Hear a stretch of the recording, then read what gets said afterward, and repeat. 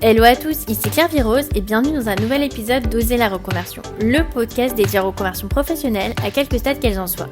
Je suis Claire Virose, ancienne avocate, j'ai tout plaqué pour réaliser mon rêve. Je vous donne rendez-vous ici tous les lundis avec un nouvel invité pour à votre tour Oser la reconversion. Avant de vous laisser avec l'invité du jour, Florence, quelques mots sur le groupe Facebook privé du podcast. Bénéficiez de conseils supplémentaires et partagez votre ressenti, doute avec les auditeurs du podcast. C'est une vraie communauté pour prolonger la discussion. Le groupe s'appelle Oser la reconversion, le groupe privé du podcast. Je vous mets le lien dans les notes de l'épisode. Aujourd'hui, j'accueille dans Oser la reconversion Florence. Après avoir travaillé en cuisine et dans l'hôtellerie, presque au grade de maître d'hôtel à Paris, Florence est aujourd'hui coach sportif. Une reconversion qui s'est accompagnée d'une transformation physique puisque Florence est une ancienne obèse et n'avait jamais fait de sport avant. Vous la connaissez sûrement sur Instagram et sur YouTube sous le pseudo FloFloFitRun où elle totalise des milliers d'abonnés. Florence a toujours aimé bien manger et rêvait de devenir chef cuisinière. Malheureusement en cuisine, elle a très vite manqué de contact humain et a trouvé que c'était un milieu très difficile. Un milieu masculin où on se sent comme à l'armée selon ses mots. Florence s'est alors reconvertie une première fois dans le service et elle a très vite gravi les échelons. C'est à l'approche de la trentaine que Florence, qui approchait alors les plus de 100 kilos, décide d'entamer un régime. Le déclic, son conjoint de l'époque qui lui dit qu'il va la quitter si elle ne maigrit pas. Elle perd alors 35 kilos en 6 mois, se met au sport et se découvre une passion. Un an plus tard, Florence a un corps d'athlète et décide alors de quitter l'hôtellerie pour devenir coach sportif pour aider les personnes comme elle à perdre du poids et à retrouver possession de leur corps. Elle reprend alors ses études et fait une formation d'1 an pour devenir coach sportif. Florence travaille depuis maintenant 5 ans au Club Med Gym à Paris, fait des coachings privés et donne des cours gratuits sur Instagram et sur YouTube en live. Alors avec Florence, on a évoqué la difficulté de travailler en cuisine dans un milieu masculin, comment se motiver à commencer le sport et perdre du poids, comment reprendre ses études et les financer à 30 ans, la difficulté physique du métier de coach sportif, comment affronter son entourage lorsqu'il ne nous soutient pas dans une reconversion, mais surtout comment prendre confiance en soi et réaliser ses rêves. Florence est l'incarnation même de tout est possible. Une histoire très touchante et qui nous montre qu'on est capable de tout et qu'on peut sortir des cases. Mais je ne vous en dis pas plus et laisse place à ma conversation avec Florence. Bonjour Florence, bienvenue dans Oser la reconversion, je suis ravie de t'accueillir. Salut, merci beaucoup. Alors, c'est vraiment une reconversion incroyable parce que c'est à la fois un changement physique, une transformation physique, mais tu vas nous en dire un peu plus. Alors, est-ce que tu peux nous dire quel est ton métier actuel ? Alors aujourd'hui, je suis coach sportif. Et donc, ça n'a rien à voir avec ton premier métier. Quel était ton premier métier ? Alors, je travaillais dans l'hôtellerie, j'étais maître d'hôtel dans un hôtel 4 étoiles. Et comment ça t'était venu ton premier métier ? Alors, j'ai toujours aimé le contact avec les clients, avec les gens. Donc, j'adore parler, j'adore communiquer, j'adore rencontrer des gens. Et d'un autre côté, j'adorais manger. Donc, je me suis dit, je voulais trouver un travail qui allie et ma passion pour la cuisine et ma passion et le contact avec les gens. Donc, au début, j'ai commencé à faire une carrière en cuisine. Donc, j'ai un BTS hôtellerie. Donc, vraiment, j'étais axée cuisine. Et ensuite, le contact avec le client me manquait. Et donc là, du coup, j'ai bifurqué vers le service. Et là, après, j'ai gravé les échelons. Parce qu'au début, du coup, t'as travaillé comme cuisinière, en fait. Oui, exactement. J'avais comme rêve, mon rêve de jeune fille, c'était être chef de cuisine. Ouais. Et comment ça se passait pour une femme en cuisine ? C'est compliqué ? Alors là, par contre, je vais être très franche, c'est très compliqué. Ouais. Il faut avoir un caractère très solide car c'est un monde. Je pense qu'aujourd'hui c'est un peu plus ouvert aux femmes, mais à mon époque c'était quand même il y avait presque que des garçons. Et être une femme quand on aime bien, on est plutôt féminine et on est toute gentille, sans un caractère affirmé, c'était très compliqué. Ouais. C'est ça aussi du coup qui t'a fait changer ? Aussi. Ouais, je me dis que j'y arriverai jamais, c'est pas possible.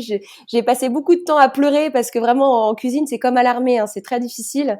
Donc là je me suis dit non, je préfère quand même peut-être l'autre côté du métier, ça veut dire le service. Et c'était comment avec les femmes ? T'as déjà travaillé par exemple pour une femme chef ? Eh ben non, jamais. Et c'est pour ça qu'aujourd'hui je suis contente de voir qu'il y a de plus en plus de femmes en cuisine. Parce que je pense qu'on a quand même un autre, je sais pas, hein, mais je pense qu'on est quand même différente et un peu moins autoritaire, moins macho ou quelque chose comme ça, quoi. Ouais. Ouais, après je sais pas parce que moi je vois que j'étais avocate avant et en fait les femmes associées c'était souvent les pires. Ah bah oui. Parce que en fait, elles avaient galéré et en fait, elles avaient Ouais. dû taper du poing sur la table en fait, elles étaient Mm. plus dures que les hommes parce qu'en fait, pour arriver à ce grade-là, c'est vraiment qu'elles avaient un Ouais. caractère de dingue. Et il y avait un petit côté, moi, j'ai fait un sacrifice sur ma famille, sur ma féminité aussi souvent. Donc, toi, tu vas faire la même chose que moi, quoi. Donc, Ouais. c'est encore plus dur avec les femmes que les hommes. Ah bah ça ne m'étonne absolument pas. Mais ouais, j'aurais bien voulu connaître. Ouais, c'est pour Mm. ça que je te posais la question, Ouais. parce que souvent, en fait, les femmes qui arrivent, c'est souvent justement les pires, en fait. Enfin, Mm, elles ont un mm. peu perdu leur côté femme, justement, sur ce côté-là, je trouve. Exactement. Ouais. Bah, à mon époque, les seules femmes qu'il y avait, c'était vraiment sans préjugés, hein, mais c'était vraiment des garçons manqués. Ouais. Enfin, vraiment, ouais. Donc, mais maintenant, il y en a de plus en plus. Donc, je pense que les mentalités ont changé et qu'une femme peut s'exprimer librement dans le monde de la cuisine. Oui, ce que je te demande, parce que j'ai aussi reçu une invitée qui s'est reconvertie pour devenir cuisinière et justement, elle disait que c'était... En fait, elle, ce qu'elle avait trouvé difficile, c'était le franc-parler, en fait, qu'on prenait pas de pincettes pour te dire les choses. Ah non, ah non, il faut être blindé et vraiment se dire que c'est qu'un travail et ne pas prendre tout pour soi. Parce que vraiment, quand je dis c'est l'armée, c'est l'armée. Enfin, moi, on m'avait jamais parlé comme ça, même mes parents m'ont jamais parlé comme ça. Enfin, c'est un autre monde, hein. Il y a les hiérarchies. Donc, quand on commence en bas de l'échelle, on est vraiment en bas de l'échelle. Ouais, c'est un autre monde. Et comment ça s'est passé du coup? Parce que c'était quand même presque une première reconversion en fait. Donc quand t'es passé après plus côté service. Bah, ça a été vraiment une révélation parce que là du coup moi qui aimais communiquer ce que je faisais moi en cuisine, là j'ai pu vraiment bah, je passais mes journées à parler, à rencontrer plein de gens et là ça a été juste une révélation et je me suis dit oh, j'ai envie de faire ça toute ma vie parce on n'est pas dans une routine, on fait jamais la même chose, on n'est pas assis dans un bureau. Enfin moi qui suis quand même très active, c'est quand même un métier vivant où on ne s'ennuie jamais. Mais quand je dis jamais, c'est jamais. Donc oui, je me disais que j'allais faire ça toute ma T'as vie. gravi les échelons. Donc à la fin t'étais à quel poste? Bah j'étais, oui, presque maître d'hôtel, donc ça veut dire que là, je gérais mon équipe de serveurs. Tu travaillais Voilà. où? J'étais au Novotel Paris-Léal. Mais c'est un 4 étoiles et après, j'ai fait que des belles maisons. Enfin, j'étais vraiment dans le luxe. Voilà. Habillée en tailleur, en chignon, talons toute la journée. Ouais, c'était une autre vie. Et si quelqu'un, enfin si un des auditeurs écoute et veut faire ça, quel conseil tu donnerais? Tu penses qu'il faut avoir quelle qualité pour faire ce métier? Être polyvalent, qui aime bouger, qui n'aime pas la routine et surtout qui aime les gens, qui aime servir. Voilà, je pense. Mais c'est un superbe métier et moi j'ai rencontré vraiment des personnes formidables. J'ai pu voyager parce que du coup on peut travailler dans le monde entier. Enfin j'ai pas, moi j'ai juste voyagé en France, mais on peut vraiment travailler dans des endroits juste qui est juste incroyable. Donc si vous aimez voyager, vous aimez les gens, faites ce métier. Alors t'as Mm. fait ça combien de temps? Bah du coup pendant 10 ans, 10 ans, ouais, de 20 ans à 30 ans. Alors, quel était le déclic? On va venir parce que on dirait que tout était parfait. C'était quoi le mais du coup? Qu'est-ce qui s'est passé dans ta vie? Bah le mais, c'est que du coup, comme j'ai dit que j'adorais manger, voilà, les aléas de la restauration, c'est que justement, on a accès à de la bonne nourriture et du coup, je passais presque mes journées à grignoter et du coup, je suis passée en stade d'obésité. Voilà, j'étais vraiment, un beau bébé jusqu'au jour où je dise stop. Et là, du coup, j'ai changé mon alimentation et j'ai commencé à faire du sport. Parce que donc du coup, tu t'as toujours été comme ça, enfin, t'as toujours eu des problèmes de poids ou c'est le fait de travailler dans la restauration? Toujours. J'ai toujours été depuis l'enfance, j'ai toujours été ronde. Mais c'est vrai que le fait de travailler dans la restauration, là, ça a accentué ça a accentué encore plus. Alors Ouais. toi, c'est une histoire incroyable parce que du coup, t'as eu le déclic pour perdre du poids et comment ça t'est venu ce déclic de perdre du poids? Alors à la base, ce déclic, il vient pas de moi. J'étais en relation avec un garçon. Ça faisait 4 ans qu'on était ensemble, donc il m'a toujours connue ronde. Et un jour, à un moment, pendant une dispute, il m'a dit écoute, si tu ne perds pas du poids, je te quitte. Et là, ça m'a fait un électrochoc, mais vraiment comme jamais, parce que j'avais déjà essayé de perdre du poids, j'avais déjà essayé des régimes, mais après je me disais, bah non, être ronde, c'est une fatalité. Je suis bien comme ça, autant que je l'accepte. Et là, en fait, le fait qu'il me dise ça m'a ouvert les yeux. Et là, du coup, j'ai commencé à changer mon alimentation et au fur et à mesure, après, commencer le sport. Voilà. Mais à la base, je l'ai pas eu toute seule, donc je le remercie au jour d'aujourd'hui. Oui, mais t'es toujours avec lui ou... Non, jamais. Non, non, non. Non, non, non. C'est Je que c'est pense qu'on peut dur quand pas. même, enfin, au bout de Oui. 4 ans. Non, non, non. Ouais, c'est des mots beaucoup trop durs parce qu'il m'a dit oui, tu es trop grosse. Ouais. Enfin, tu peux pas. On peut pas dire ça à quelqu'un quand on aime. C'est pas possible. Donc non, ça a été bien sûr le début de la fin pour notre relation, mais moi le début d'une autre vie.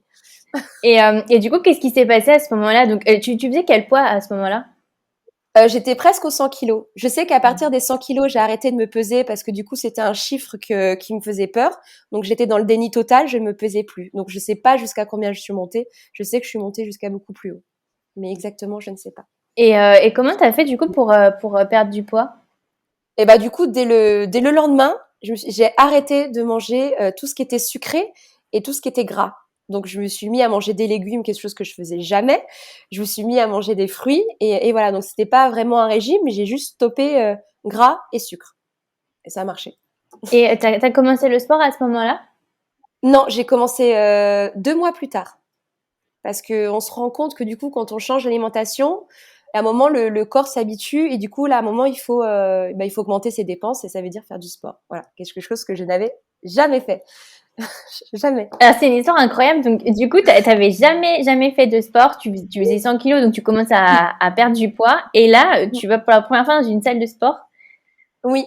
Alors, c'est quelque chose que je voulais pas à la base, m'inscrire dans une salle de sport parce qu'on a un petit peu le regard des autres. Et donc là, pour moi, c'était impossible. Mais j'ai eu la chance, ma meilleure amie connaissait quelqu'un qui gérait une petite salle de sport à côté de chez moi. Donc c'est vraiment la petite salle de quartier. Il n'y a pas grand monde et je me dis, bon, je connais le gérant, normalement, ça peut bien se passer. Et du coup, j'y suis allée. Et là, du coup, c'est une salle où il y avait personne. Et j'ai rencontré une coach que je lui ai dit que je voulais perdre du poids. Elle m'a dit, bah, c'est très simple, tu peux juste commencer par faire du cardio. Faut faire de la marche active. Et donc voilà, donc moi j'ai suivi bêtement ce qu'elle m'a dit. J'ai commencé par faire de la marche pendant 20 minutes. Et au fur et à mesure, j'ai aimé parce que du coup, j'ai commencé à perdre un peu plus de poids et puis j'ai commencé à aimer l'effort. Voilà, de transpirer, de se dépenser. Donc, tu fais du sport, donc en même temps, tu travailles toujours dans l'hôtellerie. Toujours. Ouais. Euh, Donc là, c'était pas facile, hein, parce que faut savoir qu'en hôtellerie, on a des horaires décalés. Soit je travaillais tôt le matin, ou soit je travaillais et je terminais tard le soir. Mais comme quoi rien n'est impossible, même avec des horaires décalés, bah soit je m'entraînais le matin, ou soit je m'entraînais l'après-midi. Voilà, j'ai toujours trouvé un moyen de m'entraîner. Ouais, en plus, c'est difficile parce que comme c'est des métiers physiques, Oui, on est déjà fatigué physiquement, donc oui, c'est dur de trouver l'énergie de faire du sport en fait. oui. Mais justement, et là, je me rends compte, si on se laisse emporter par le travail, bah, surtout par l'hôtellerie, on bouge toute la journée, et ben là, on va rien faire. Alors que le fait de faire du sport, justement, on va se sentir encore plus en forme. Donc, il faut rentrer dans une bonne spirale. Que si vous faites que enfin, le fait on piétine toute la journée en restauration, c'est pas vraiment du sport. Ouais. Alors que le fait de faire du sport, bah là, on va se sentir en forme. Voilà. Mais le plus dur, c'est de se motiver. Ça, c'est vrai. Ouais, je vois ce que tu veux dire parce que Ouais. j'ai fait vendeuse pendant 3 mois Mhm. et je voyais du coup enfin il y avait un vendeur, il allait à la salle de sport avant de venir au magasin, alors que moi le soir, j'étais dans la douche avec de l'eau sur mes Ouais. jambes, j'avais tellement mal aux jambes et je me disais mais comment tu peux faire du sport en plus quoi? Parce que mais c'est vrai que c'est pas la même, enfin c'est pas le même Non. sport. Ouais, pas du tout. Mhm. Et justement, je sais que moi, ça me paraissait dingue de me dire que, parce que j'avais perdu beaucoup de poids quand j'avais fait vendeuse, parce qu'en fait, de fait de faire une activité, et ça me paraissait Mhm. dingue de me dire, mais Ouais. comment on peut, en fait, avoir du poids alors qu'on fait des métiers aussi physiques, tu vois ce que je veux dire? Eh ben, après, ça dépend du métabolisme de chacun. Moi, j'avais toujours une nature à prendre du poids, que j'ai toujours aujourd'hui. On est tous différents, mais c'est vrai que on marche toute la journée, mais après, on peut vraiment manger toute la journée. Ouais, pour tenir. Il y ouais, vraiment en hôtellerie, il y a toujours des restes. Les cuisiniers nous proposent toujours à manger, donc oui, on peut manger toute la journée. Donc en final, on mange plus que ce qu'on dépense, malheureusement. Et donc, donc là, tu fais du sport, tu fais ton régime pendant, ça dure combien de temps cette période à peu près? Et ben, en 6 mois, je me souviens, mais après j'ai perdu trop rapidement et maintenant je me rends compte en étant coach, j'avais perdu, 25 kilogrammes. Ah, 33 kilos. Ouais, ouais, ouais. c'est énorme. Ouais, donc après je me suis calmée et je me suis ressaisie et là après j'ai mieux mangé et fait du sport, et continué à faire le sport. Mais sinon en un an, j'avais tout perdu et j'avais un autre corps. Comment tu penses, enfin, si jamais il y a des auditeurs qui nous écoutent, qui veulent se mettre au sport, perdre du poids, bon, en plus avec le confinement, je pense qu'on a tous pris un peu de. Mmh. Quel est ton conseil en fait pour réussir à faire ça? Il faut pour commencer le sport, déjà, il faut commencer, peut-être lentement, mais sérieusement. Parce qu'en général, on a envie de commencer trop vite. On a envie d'aller courir pendant 1 heure alors qu'on n'a jamais couru. Bah non, il faut peut-être commencer par de la marche, bouger tous les jours, marcher 30 minutes par jour et au fur et à mesure que le corps s'habitue, on augmente l'intensité. Voilà, il faut commencer tranquillement. C'est la clé de la réussite parce que sinon, en général, quand on commence trop vite, on veut faire du sport 6 jours sur 7 et après, dans 3 semaines, il n'y a plus personne parce qu'on est une courbature géante et on est dégoûté. Donc, ouais, tranquillement. Ouais, c'est vrai qu'en plus, quand on suit des cours parfois et c'est trop intensif, Mmh, et puis après, en fait, on est exactement. dégoûté. Oui, oui, oui, oui, oui. Et combien, moi, maintenant que je le vois quand j'étais en salle, des personnes qui débutent et qui font, oui, des cours beaucoup trop intenses. Bah non, quand on débute, on fait les cours tout doux. Déjà, il faut se reconnecter à son corps, le réhabituer à l'effort, quelque chose qu'on n'a plus l'habitude.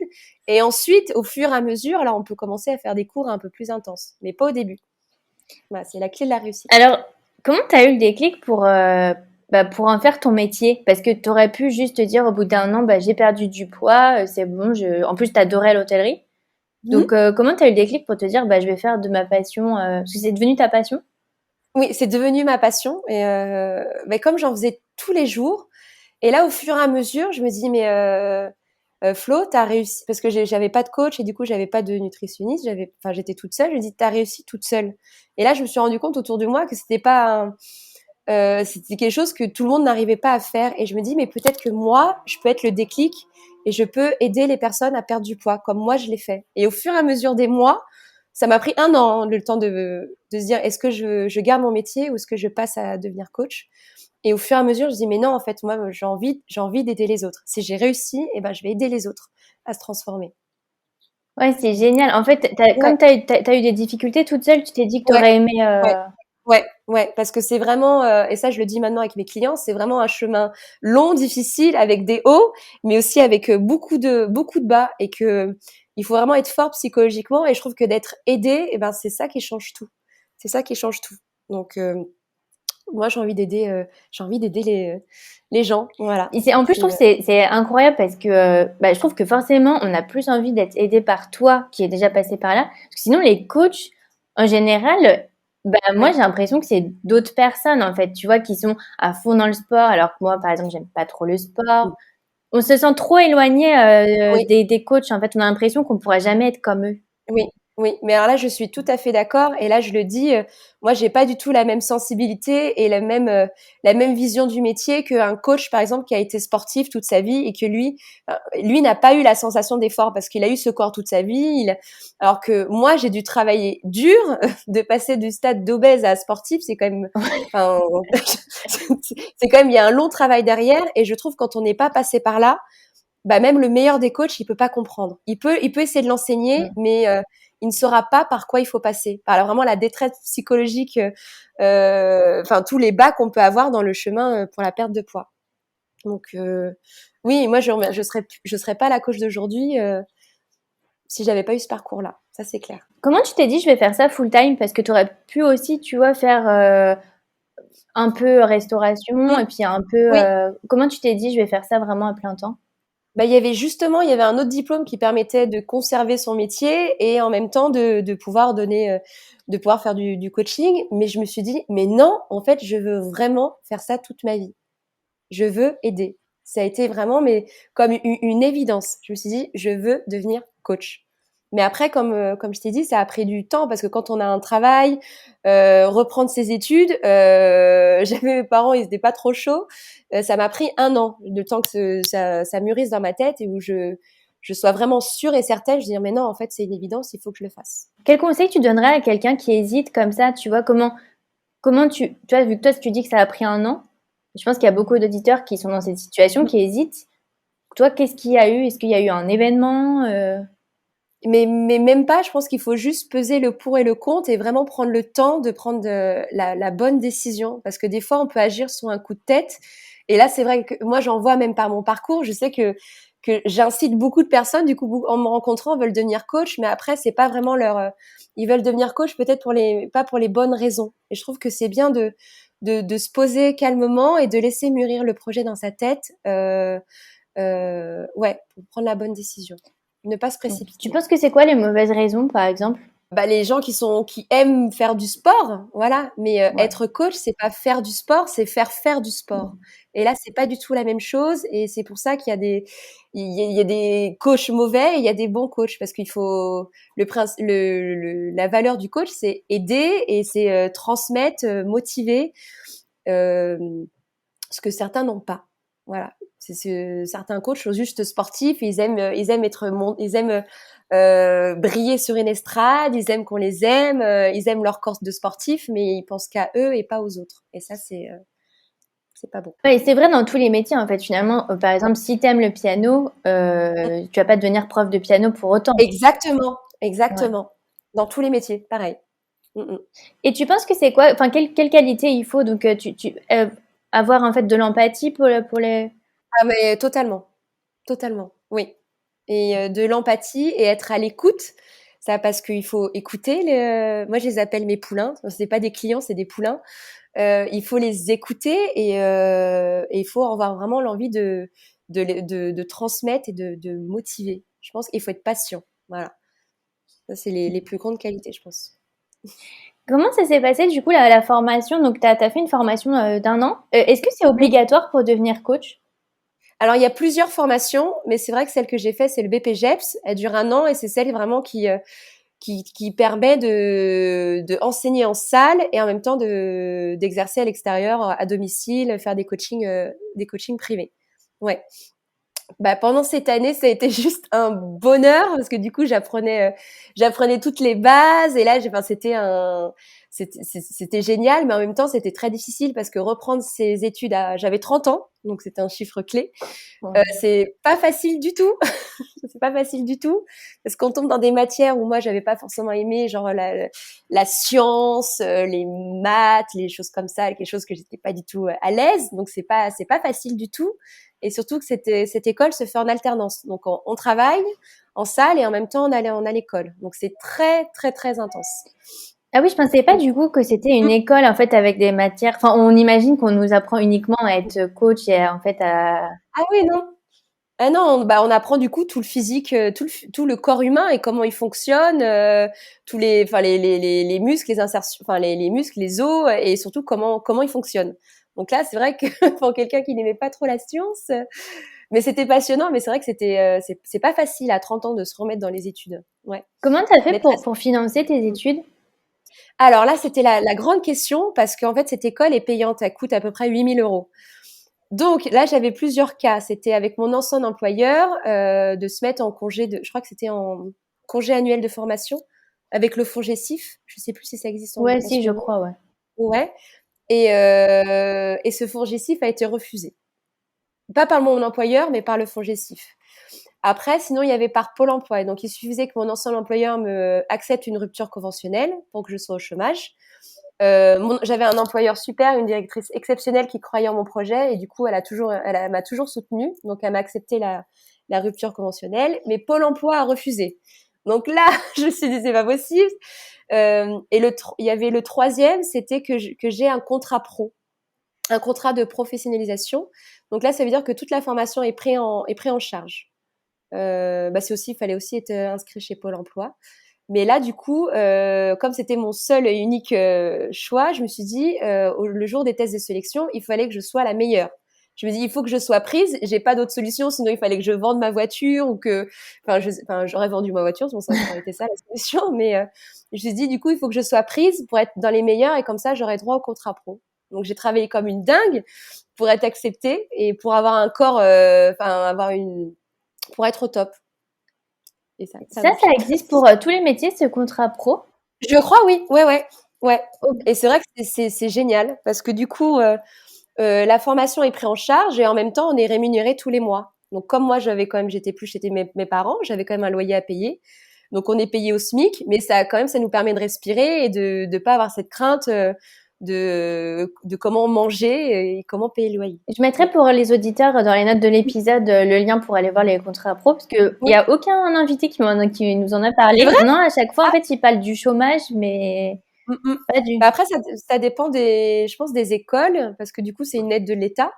Et c'est vrai qu'il y a un nombre toujours maximum de contrats pro dans chaque école, mais c'est vrai que c'est génial. Et il faut avoir plus de 25 ans, il me semble. Ok. Bon, je mettrai tous les détails. Ouais.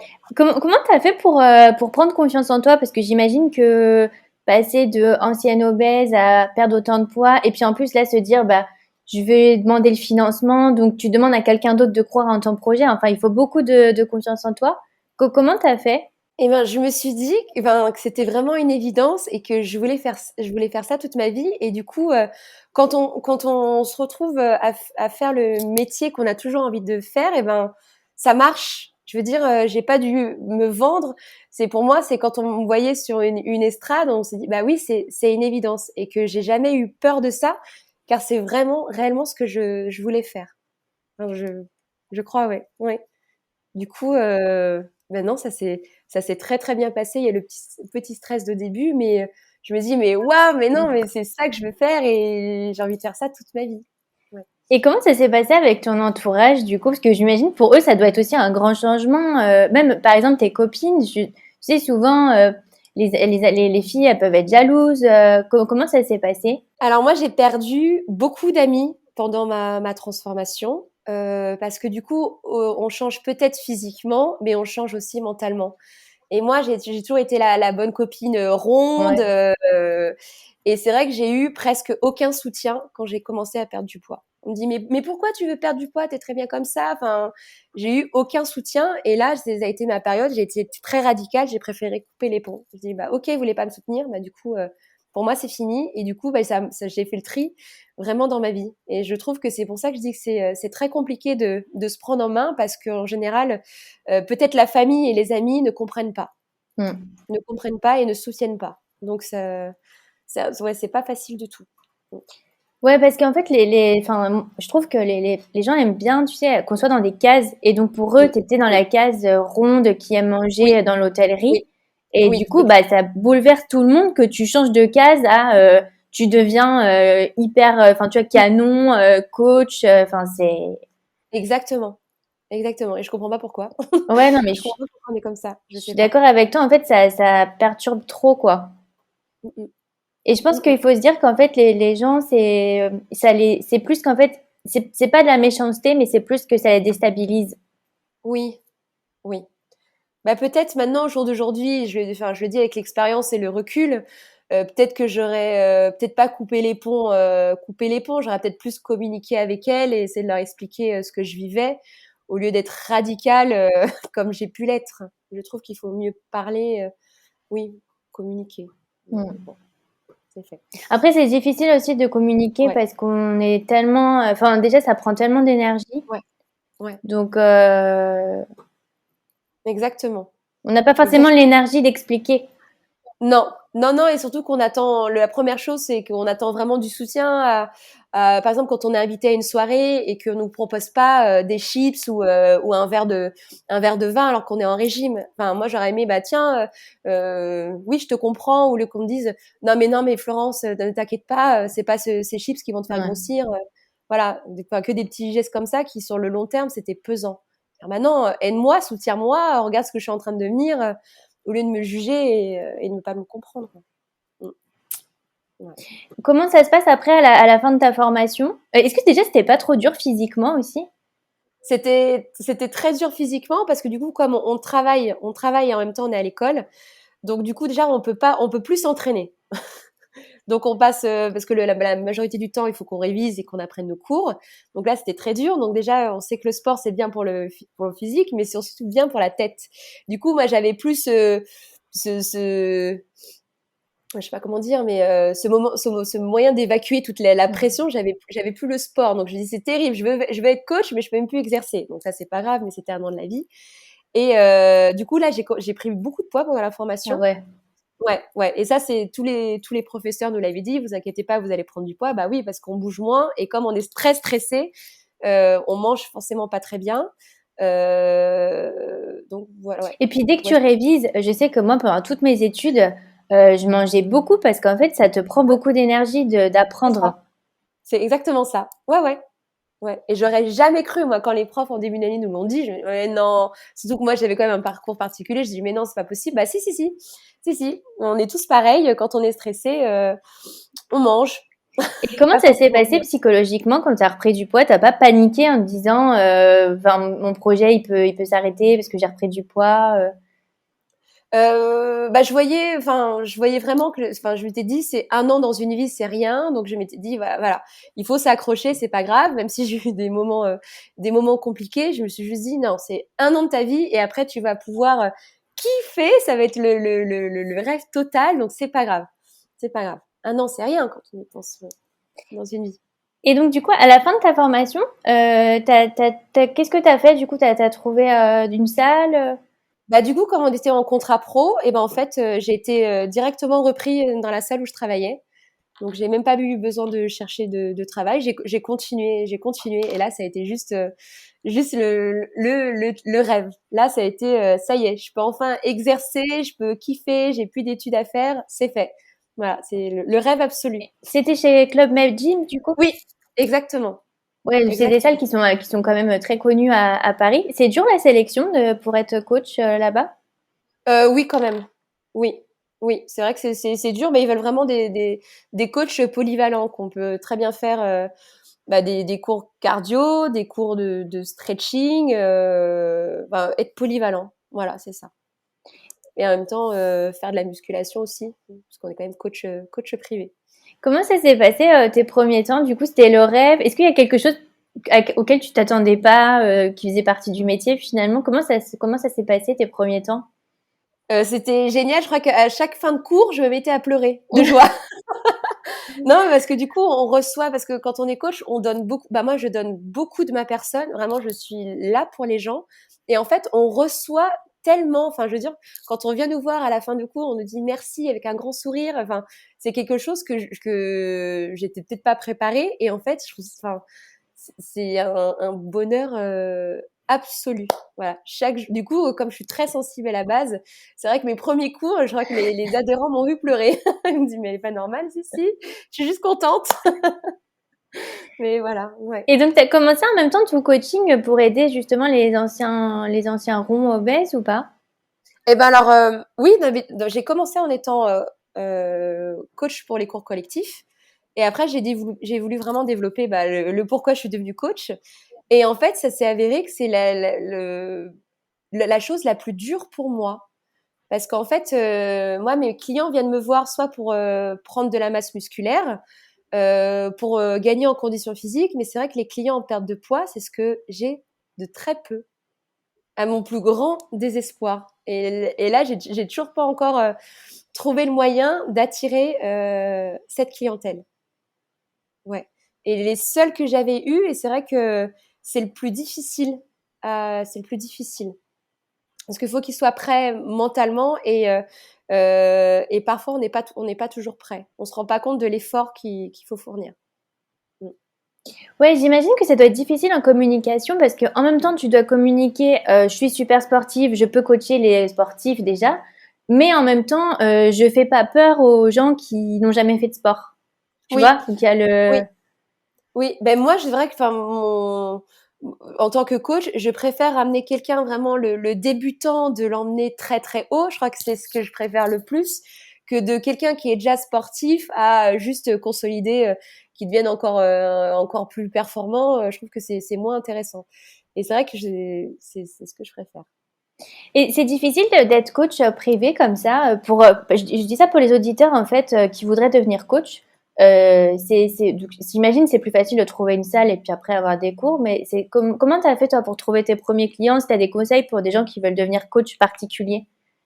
Bah, c'est vrai que c'est pas facile, c'est un vrai métier de bouche à oreille en fait. Si ça marche avec un client, peut-être qu'il va en parler avec un autre. Et c'est vrai que quand on débute, mais comme pour tout, quand on sort de l'école, bah c'est très difficile. Et surtout peut-être que des fois on n'est pas forcément à l'aise, on a moins confiance en nous. Mais moi, comme je m'étais dit, je voulais toujours faire du coaching.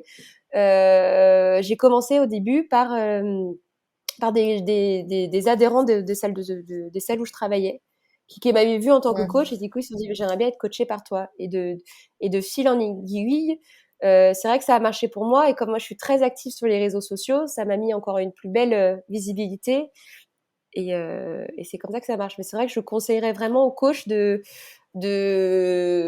réseaux sociaux parce que c'est quand même le moyen numéro un de se faire voir pour avoir une visibilité. Oui. Oui, parce que toi, tu es sur les réseaux sociaux sous le nom de Flo Fitrun. Et donc, tu fais des lives, notamment sur Instagram, YouTube, où tu fais des cours. Bah, surtout en ce moment avec le Mhm. confinement. Donc, les auditeurs, je mettrai tous les liens pour qu'ils puissent aller te voir. Donc c'est vrai que c'est un super conseil. De toute façon, tous les Oui. invités disent qu'il faut se lancer sur Instagram, Ah oui, YouTube. oui. Pour moi, c'est obligatoire au jour d'aujourd'hui. C'est impossible et surtout maintenant que, à cause du confinement et que les salles de sport sont fermées. Donc nous, ça fait 1 an qu'on est au chômage partiel. Si on veut travailler, il y a que les coachings, il y a que les coachings qui marchent. Et là, du coup, il faut être vraiment très actif sur les réseaux sociaux. Sinon, c'est impossible. Et alors, je Mm. voulais te demander, pour les auditeurs, par exemple, qui sont en bureau, parce que toi, tu avais quand même un métier physique avant, Mhm, donc tu mhm, étais habitué à travailler. Voilà, s'il y a des auditeurs qui ont plutôt des métiers de bureau et qui rêvent de devenir coach sportif, prof de sport, est-ce que tu mhm. penses que c'est possible et quels conseils tu donnerais? Alors moi, je pense que tout est possible, mais vraiment, rien n'est impossible. Si vraiment ils sont habités par cette petite flamme intérieure qui leur dit qu'ils ont vraiment envie de devenir coach, moi je leur dis foncez. On n'a qu'une vie. On ne sait pas de quoi va être fait le futur. On ne sait pas. On passe trop de temps de notre vie dans notre métier. Je pense qu'on passe plus de temps à travailler que vraiment Ouais. à vivre. Donc il faut vraiment aimer son métier. Donc allez-y, peu importe l'âge. Rien, enfin, tout est possible. Enfin, moi, je l'ai passé mon diplôme à 30 ans. J'en avais dans ma classe qui avait 50 ans. Je veux dire, tout est possible. Vraiment. Foncez. Ah, mais ça, c'est un super message que les auditeurs adorent Ah entendre, non, donc ah non, merci. vraiment. Mais vraiment, je le conseille à tout le monde. Quand on me dit oui, je me pose la question. Non, je dis, comme j'ai dit, il faut prendre le temps vraiment de la réflexion. Mais si vraiment ils sont sûrs et certains, allez-y. Allez-y. Après, la réussite, le sourire est vraiment à la clé. Donc, allez-y. Et c'est vrai qu'en fait, quand tu vois la formation, ça dure que 1 an. Donc souvent, on hésite à reprendre ses études, mais Ouais. finalement, 1 an, ça passe très très vite. Ça passe très, très, très vite. Mais vraiment, après, je pense qu'il y a peut-être des formations un peu plus longues, mais 1 an, c'est rien. C'est rien de mettre 1 an de sa vie de côté. C'est pas grave. C'est pas grave. Et alors, coach sportif, c'est des métiers parce que je te pose la question parce que moi, j'ai aucune idée des salaires. Mhm. Oui. Donc, est-ce que c'est plus intéressant d'être coach particulier qu'en salle? Comment tu fais ton choix en fait? Alors, moi, enfin, je me raconte toute l'histoire. À la base, si mes parents, ils étaient pas trop chauds pour que je devienne coach, parce qu'ils ont eu peur justement du salaire. Car il faut savoir qu'un coach sportif en salle, c'est le SMIC. Voilà, on gagne juste le SMIC. Donc moi je dis le coach en salle c'est juste pour le kiff et vraiment parce que j'adore transmettre à un maximum de gens. Mais après si vous voulez vraiment vivre du métier, c'est le coaching privé. Là c'est clair et net, c'est ce qui nous fait manger. Ouais, bah ça, c'est bien de le Ouais. dire aux auditeurs Oui, parce que, oui, oui, mais après, tu peux pas vraiment dissocier les deux parce que tu as besoin d'être en salle pour en fait te oui, faire ta clientèle. exactement. Donc c'est pour ça au début on commence en salle et au fur et à mesure que qu'on a la clientèle, peut-être on peut faire moitié du temps comme tous les coachs font à peu près, moitié du temps coach perso et moitié du temps coach en salle. Mais euh, mais oui, c'est primordial, on ne peut pas vivre que de cours collectifs. Par contre, on peut vivre vraiment et genre, je connais beaucoup de coachs qui font que du personal training, ça c'est clair. Parce qu'on peut vivre très très bien. Ouais, c'est un métier en fait où tu as Ouais. beaucoup d'écart. Oui, oui, oui. Mais après, c'est vrai que comme c'est nous qui faisions nos tarifs, mais après on est à peu près sur la même tarif à l'heure. Le coach qui veut travailler beaucoup, il peut gagner très très bien sa vie. Et c'est ce que je déteste le plus, parce que du coup, on tombe dans ce genre de coach qui pense plus au revenu que vraiment à l'humain. par exemple, qui font des séances qui sont pas du tout adaptées, qui font toujours les mêmes séances pour tous ces clients, pas du tout réfléchies, voilà. Donc il faut vraiment faire attention quand on choisit son coach, s'il a beaucoup d'élèves ou pas, s'il fait que ça, ouais, ouais, parce que sinon, voilà, il y a de tout dans ce métier. Toi, t'as trouvé dur du coup, enfin, comment ça se passe l'ambiance entre coachs? Et ben on m'avait prévenu, on m'a dit fais attention, le monde du fitness, il y a beaucoup de jalousie. Et je trouve que oui, oui parce que c'est un métier, ben, avant tout c'est un métier d'apparence, enfin, l'air de rien. Et moi j'ai directement été jugée la nana ultra musclée, bien foutue, et direct on m'a mis dans une case. Elle dit ouais, cette fille elle veut pas être cool. Bah non, bah si, moi je suis cool parce que je sais d'où je viens. Donc ouais, c'est quand même un monde très très difficile. Mais comme pour tout, je pense dans tous les métiers, je pense comme dans tous les métiers, je pense. Et t'as eu des jugements justement parce que c'était une reconversion? Ah non, par contre non. Ouais. Et quand tout le monde a connu mon parcours, était juste impressionné. Il me dit bah oui, t'as fait le bon choix. Et ça, j'ai eu beaucoup beaucoup de soutien. Ça, c'est vrai. Ouais, parce que tu vois, on peut imaginer que par exemple les sportifs depuis toujours disent ah bah toi t'es pas comme nous parce que toi tu faisais pas de sport avant. Non, il n'y a pas eu trop ça. Bah, je pense qu'il y a eu, mais je l'ai jamais entendu. Parce que Ouais. je sais il y a une différence entre le sportif qui a fait du sport depuis tout petit et le sportif comme moi qui a découvert avec l'âge. Il y a une différence, mais je l'ai jamais entendu. Par contre. Alors aujourd'hui tu es enceinte comment tu fais justement pour bah, c'est une question pour les femmes qui veulent devenir Mhm. coach sportif ou même faire des métiers sportifs. Comment on fait pour jongler entre une maternité qui est pour son corps en fait ça devient compliqué de faire du sport. Comment tu fais et puis quels conseils tu donnerais? Eh ben, je vous cache pas que c'est quand même pas facile. Ça, c'est vrai que bah moi, j'ai un métier physique et c'est vrai que je dois faire du sport. Donc là, bah du coup, j'ai dû adapter. Forcément, c'est quand même pas facile. C'est quand même pas facile. Ça, c'est vrai. J'aurais peut-être aimé avoir un travail non, non, c'est pas vrai. Non, c'est pas vrai, mais c'est vrai que moi qui était toujours je suis toujours dans l'énergie, mais dans l'intensité, dans le challenge, dans tout ça, bah là, j'ai dû apprendre j'ai dû revoir ma vision de travailler et d'être plus dans la douceur, et dans l'adaptation. Ouais. Ouais. C'est pas facile. Mais c'est pas impossible, j'en suis la preuve, j'ai 5 mois, je peux toujours faire du sport. Donc les 2 ne sont pas impossibles. Est-ce que tu aimerais justement développer par exemple des coachings pour femmes enceintes ou jeunes mamans? Bah, c'est ce qu'on m'a demandé et je pense que oui, parce que c'est vrai qu'avant d'être enceinte, j'avais une vision quand même très éloignée de la maternité. Enfin, faut en être conscient et maintenant que je le vis, je serais vraiment beaucoup plus apte à coacher, les futures mamans. Ouais, parce Ouais. qu'en plus, ça va bien Ouais. avec ton projet qui est que quand on devient maman, on prend beaucoup de poids, on a envie de le perdre après. Donc, c'est pas passer de obèse à, mais c'est un peu la même idée. Oui.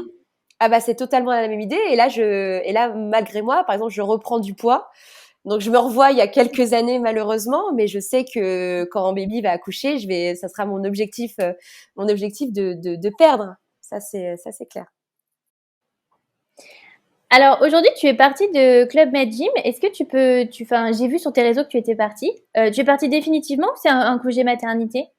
Alors ça, je ne suis pas partie. En fait, du coup, c'est la conjoncture économique qui a fait que c'est la salle où je travaille a été rachetée par un autre club. Donc du coup, je ne fais plus partie de CMG. Et du coup, c'est quoi tes projets? Tu vas rechercher une salle? Parce qu'en même temps, ça tombe pendant ton congé maternité, donc du coup, j'imagine. Oui, et ben alors là, du coup, c'est vrai que ça met tous les plans en stand-by. Mais du coup, oui, j'aimerais retrouver une salle après le congé maternité et après continuer. Moi, j'aimerais vraiment continuer à donner des cours en vidéo parce que j'adore ça et je trouve que comme moi, ce que je veux le plus, c'est toucher un maximum de personnes et les aider à faire du sport tous les jours. Parce que parfois, un abonnement dans une salle de sport, ça coûte cher. Et des fois, on n'a pas le temps. Et je me dis que là, du coup, les cours vidéo, bah, ça donne aucune excuse pour ne pas s'entraîner. Donc, j'aimerais continuer à développer ça. Est-ce que tu penses peut-être, par exemple, lancer tes cours qui seraient payants ou pas? Alors là, tout le monde me le demande, ça c'est vrai, mais j'ai un problème là-dessus, que j'ai envie d'être la plus accessible. Voilà. Et que j'en ai totalement conscience. Et là, tout le monde me dit, mais t'es totalement débile. Mais non, j'ai pas envie de faire payer mes cours. Non. Non, je trouve que j'ai un autre moyen de gagner ma vie. J'ai mes coachings à côté, je travaille dans une salle, mais mes cours, pour le moment, non, j'ai vraiment envie qu'ils restent accessibles parce que le sport est trop important pour nous et non, la question, elle se pose même pas. Non, je donne des cours gratuits. Je me disais en idée, moi je fais un peu de yoga avec un prof qui est aux États-Unis. Et en fait, lui, il fonctionne en système tu vois, sur Internet. Mmh. Et lui, Mmh. il fonctionne en système PayPal. Donc, si tu veux, tu donnes rien. Mais les gens qui veulent, ils peuvent donner, tu vois. Et je trouve que c'est pas mal parce que bon, moi, tu vois, je fais ça de temps en temps. Mmh. Mais tu vois, ceux qui sont un peu plus assidus parce qu'il fait des cours matin et soir, bah du coup, Oui. tu Mmh. donnes, tu vois. Oui, bah, c'est exactement ce que j'ai fait. Parce que du coup, j'ai ouvert une cagnotte et j'ai dit, vous donnez ce que vous avez envie de donner. Voilà, peut-être que vous avez envie de donner 5 euros ou le cours. Enfin, vraiment, je laisse la cagnotte ouverte et comme ça, les gens qui ont envie de participer, participent et les gens qui n'ont pas envie, n'ont pas envie. Mais oui, du coup, c'est ce Et que j'ai t'as eu fait. des participations, du coup, ce que je me suis toujours demandé quand tu fais ça, est-ce que finalement les gens donnent? Vraiment, les gens donnent. Ouais, je l'ai ouverte en début du confinement. Donc, je l'ai ouvert du deuxième confinement, donc le 1er novembre. Là, on est en avril. J'ai eu beaucoup, beaucoup, beaucoup, beaucoup. Et justement, même moi, j'ai été surprise. Je m'attendais, vraiment, je te dis un chiffre, je dis, bah, 1 000 euros. Je dis, si chacun donne 1 euro. Mais non, j'ai fois 10, fois 2. Donc, non, non, c'est énorme. Donc du coup, en fait, c'est un bon conseil en fait pour des gens par exemple Oui, qui seraient un peu gênés de faire payer. oui, exactement. Exactement. Et comme ça, c'est un moyen oui, d'être récompensé. Mais comme moi, je fais pas ça pour ça, et un autre moyen en même temps de pas demander quelque chose. Donc oui, c'est un très bon compromis. Bon bah génial, c'est un super conseil parce que c'est vrai que moi quand j'ai vu ça, Oui, je me dis mais est-ce que en fait, enfin tu vois de toute façon en fait on se dit toujours quand quelque chose est gratuit, est-ce que les gens vont payer quoi? Tu vois, il y a toujours le truc. exactement. Et en fait, oui, je trouve que ouais, je ne m'attendais pas à une telle solidarité. Et surtout que moi, j'ai toujours eu des événements qui ont fait que, bah, je sais pas, j'ai cassé mon téléphone en plein live ou des trucs comme ça. Et du coup, j'ai vraiment une communauté qui me soutient vraiment, vraiment beaucoup derrière moi. Ouais, ça, c'est dingue. Alors plus pour faire le bilan, si tu pouvais revenir en Mhm. arrière, quel conseil tu te Mhm. donnerais? Bah non, parce que je ne regrette rien et vraiment de continuer à vivre tes rêves et de te dire que rien n'est impossible, vraiment, parce que ça l'est. Là, je vis ma meilleure des vies. Je trouve que ma vie a commencé à 30 ans et je ne regrette rien. Donc, continuer. Voilà. Peut-être se faire confiance. Oui, oui. Se faire confiance et vraiment, enfin, vraiment, ouais, écouter cette petite voix intérieure qui nous dit que c'est le bon choix.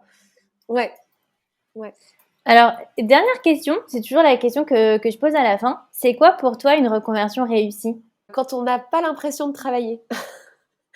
Parce que vraiment, j'ai dit, je vis un rêve tous les jours et quand je me lève le matin, j'ai du mal à me dire encore, non mais c'est ton travail, voilà. Donc quand un travail n'a pas l'impression d'être un travail, c'est que c'est une reconversion réussie. Et quand on a le sourire tous les jours. Ouais, c'est vrai.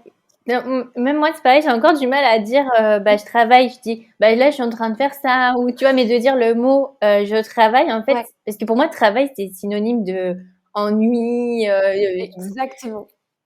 Ouais, Et comment ça se passe aujourd'hui avec tes proches? Ça a été totalement accepté? totalement. Là, ouais, totalement. Je suis la coach dans la famille, de mes amis, totalement acceptée. Ouais. Et quel conseil tu pourrais donner justement parce que en fait en général les invités que j'ai eus ils n'ont pas forcément eu de problème avec leur famille ou leur entourage ou ils n'en ont pas parlé. Mhm. Quel conseil tu donnerais quand justement la famille, l'entourage s'oppose un peu à une reconversion? Quel conseil tu donnes pour faire face à ça? De vraiment de communiquer avec eux sur pourquoi vous voulez changer de métier.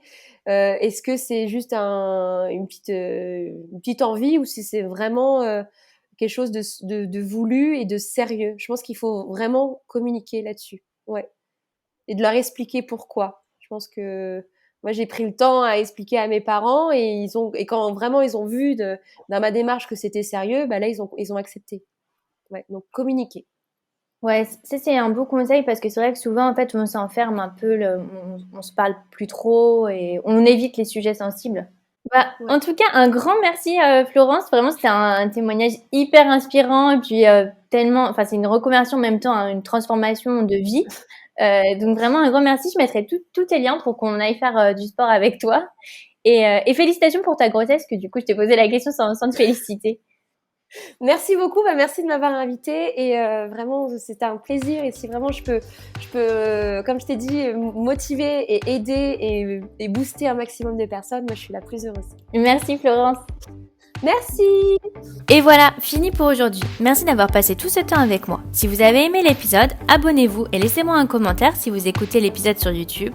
Et si vous écoutez l'épisode sur Apple Podcast, abonnez-vous, laissez une note 5 étoiles et un avis. C'est ce qui donne le plus de visibilité à ce podcast. N'hésitez pas à en parler autour de vous et à partager l'épisode sur les réseaux sociaux pour aider un plus grand nombre à oser la reconversion. Si vous voulez prolonger la discussion, rejoignez le groupe Facebook du podcast, je vous mets le lien dans les notes de l'épisode. Ensuite, si vous cherchez toutes les notes avec les références, allez dans le détail du podcast. Si vous souhaitez devenir annonceur, me proposer un invité ou me poser vos questions, je serai ravie d'y répondre sur Instagram ou sur YouTube sous le pseudo Claire Virose ou par mail à l'adresse clairevirose@gmail.com.